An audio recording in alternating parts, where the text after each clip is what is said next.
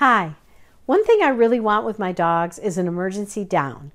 And that is when my dog drops into a down, no matter where they are or how fast they're running, if I command them to do so or if I ask them to do so.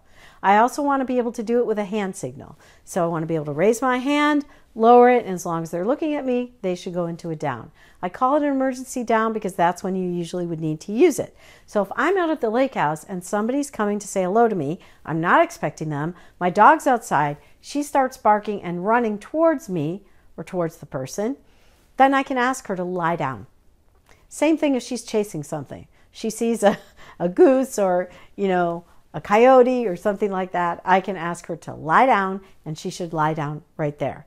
So I want to show you today how to teach your dog that behavior. I'm Dr. Carolyn Lincoln with Play to Behave, and you can find out more about me at playtobehave.com. Now, I've taught this skill to Ray before, so she does know it. Hopefully she will be a good demo dog today on camera because it's been a while. But also, I need to do this enough times and do it regularly now so that it becomes an automatic behavior for her. It sort of was before, but I didn't push it that hard. So to get your dog to have an automatic behavior, what I mean by that is that you want to do it so many times that your dog no longer thinks. They just do it. It goes into, it gets taken over from the thinking part of the brain or the frontal lobe of the brain into the more primitive part of your brain where you do things automatically. So you know how you can drive to the store and sing at the same time? That's because you've done it so many times that it's become automatic behavior. And your brain is able to do more than one thing at a time. So I want them to do the behavior first and ask questions later. Does that make sense?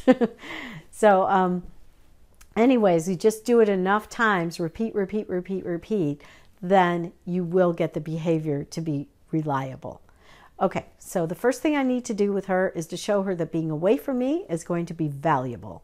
So that's all I'll show you today. I'm just going to be throwing treats at a distance, and after a while she should figure out, well, there's no point in coming back to her because all the treats are always out here. Even if I come back to her, I have to go back out there to get the treats. And I'm just throwing them. I'm not asking for any special behavior at all. I just want her to be away from me.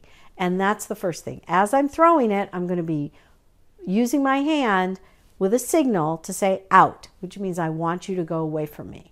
Now, I will use that in agility. You don't necessarily need that, but it'll help you when you want to practice and teach them the emergency down. So as I throw the treat, I'm pushing my hand out and saying out, and all she's learning is to go away from me.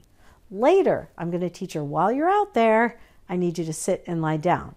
Now, this assumes that your dog already knows how to sit and how to lie down.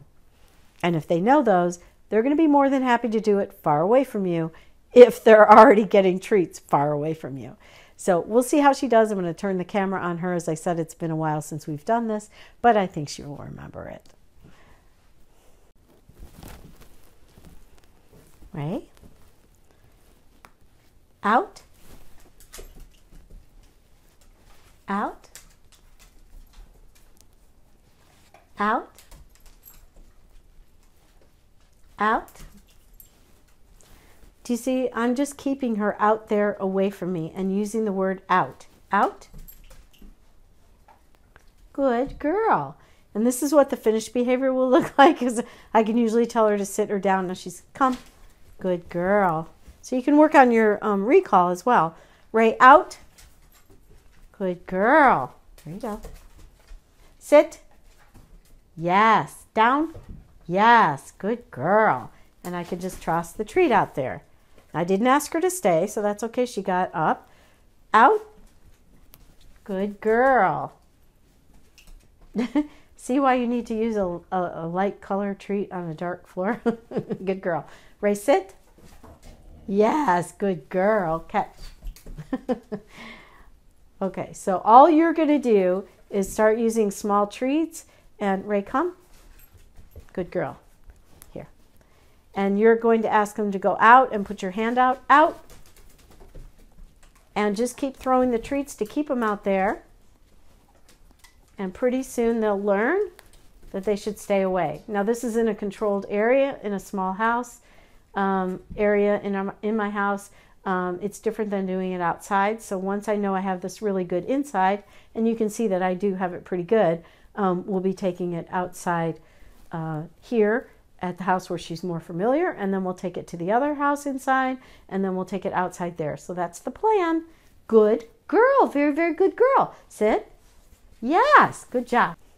Okay, just to summarize that one more time.